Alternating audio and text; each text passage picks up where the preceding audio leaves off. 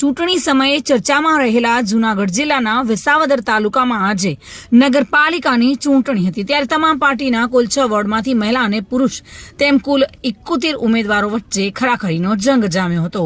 વિસાવદરની જનતાએ બહુ બહોળી સંખ્યામાં મતદાન કર્યું હતું અને સાથે સાથે વિસાવદરના તમામ વોર્ડમાં શાંતિપૂર્વક મતદાન થયું હતું।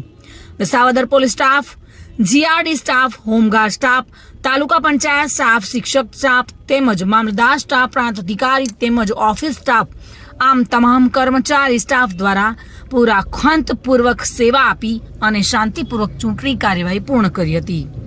તમામ વહીવટી સ્ટાફ ખડે પગે હાજર રહ્યા હતા અને આમ વિસાવદર તાલુકા નગરપાલિકાની ચૂંટણી પૂર્ણ થઈ હતી। જોકે વિસાવદર ગંજીવાડા બૂથ નંબર 1માં વયોવૃદ્ધ વડીલ સંતોકબાએ પણ મતદાન કરી પોતાની ફરજ નિભાવી હતી અને લગભગ તમામ વોર્ડમાં સારી ટકાવારીમાં મતદાન થયું હતું। વિસાવદર નગરપાલિકાની ચૂંટણીના ઉમેદવારોનું ભાવિ મતપેટીમાં આજે બંધ થઈ ગયું છે અને આ રીતે નગરપાલિકાની ચૂંટણી સંપન્ન થઈ હતી। શ્યામ ચાવડા સાથે bureau report, today Gujarati news.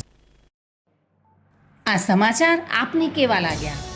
Today ન્યૂઝને લાઈક, શેર અને સબસ્ક્રાઇબ કરો।